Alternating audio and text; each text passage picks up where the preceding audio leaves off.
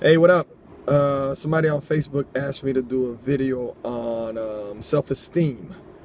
Well, I'll start off with the definition of self-esteem. The definition of self-esteem is the emotional evaluation of one's worth, meaning that it is how we feel about ourselves and the way that we look to society. And they wanted me to talk about where you get self-esteem from and how self-esteem is built. I personally think that you get self-esteem from your parents at home. They'll build you up, they'll tell you how great you are, how smart you are, how beautiful you are, how handsome you are, all of that good stuff. But then you go out into the world and they break you down. And the reason that the world breaks you down is the lack of self-esteem in themselves. So they lack self-esteem and it makes them feel better to bring you down to their level. And I think nowadays it's a little bit harsher and a little bit more difficult to build self-esteem because of social media, Facebook, Instagram, all that other stuff. And we're putting our pictures up and we're not getting as many likes as our friends, and you know, it kind of hurts our feelings, and that kind of affects our self-esteem. Also, we all don't have our own identity anymore. We sort of follow what the media sells to us. So we all kind of we're all carbon copies of one another. That's what it seems like, and there's no more uniqueness in this world. And we were all born unique and different from one another, and we all have something special to contribute to this world. And I think we all lost the sense of that one way or another through social media or regular media selling us their propaganda and telling us that, yeah, you need that brand new car to look good. You need those J's to look good. And it's really not like that.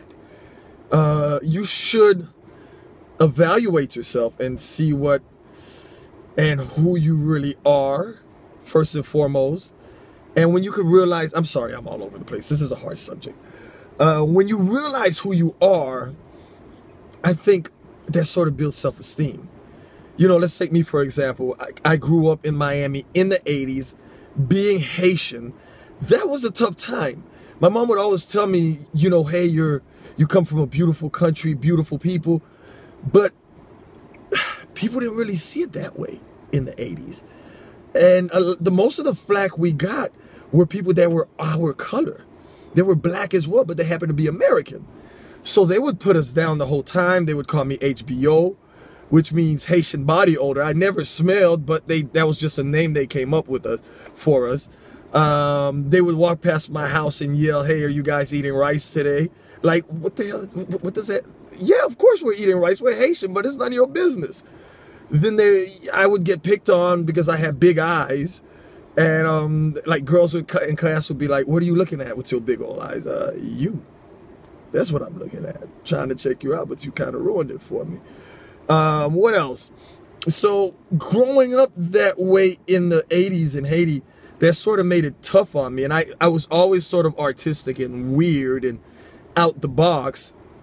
And I think my self-esteem didn't build up till I was almost 30. And I'm still working on self-esteem right now. Like, doing these videos are difficult for me because I don't like talking to cameras. I like to act, but I don't like to talk to cameras. So I think that makes it hard. But it was sort of a challenge to myself to build that self-esteem more on camera, and, you know, just to be more comfortable with myself, to be able to talk to you guys about this. And I think these videos are sort of a purpose, because I figured out another purpose for myself, which built up my self-esteem even more. And I think a lot of us lose sight on the purpose. You know, we all have a purpose, like I said earlier, and we should all work on that purpose. And I think that helps our self-esteem. And just be you. Be who you are. Be comfortable in your skin. You don't have to dress like everybody else, because there's certain things you like that I might not like. And at the end of the day, you gotta know this. No matter what you do, you could be the perfect carbon copy of the next person. Somebody's gonna hate you. So you just do you. Because no matter what, somebody's gonna hate on you. No matter what you do, somebody's gonna hate who you are. So that's what I learned. And you know, I'm just gonna be me, weird as can be, do what I like to do. And I noticed doing that I gravitate, and people gravitate to me. People that are like me, that like to be out the box. And I've been able to make some real genuine friends being who I am. And you don't want fake friends. You don't want people because you don't want to hang out with people because of who you're not, who you're pretending to be. So just do you. I mean, be yourself. And I think that's the key behind everything in life. You like to wear funny hats, wear funny hats. You like to have, you know, just anything you like to do, just do it. Because that's you. As long as you're not harming anybody, do you. At the end of the day, people that really are supposed to appreciate you, they're going to appreciate who you are for what you do. So, I mean, just be genuine. Search to see who you really are. And I would say find your purpose in life. We have different purposes as well. Find one of your purposes. It'll start making you more comfortable with who you are in life. And the person that asked the question about self-esteem and building it and where you get it from, I made the video. It was difficult because it's just a difficult subject to tackle in 5 minutes. I went a little bit over 5 minutes, but you know, I tried to get the point across, and I hope you guys sort of got the point. I'm sorry. You guys have a wonderful day. Peace.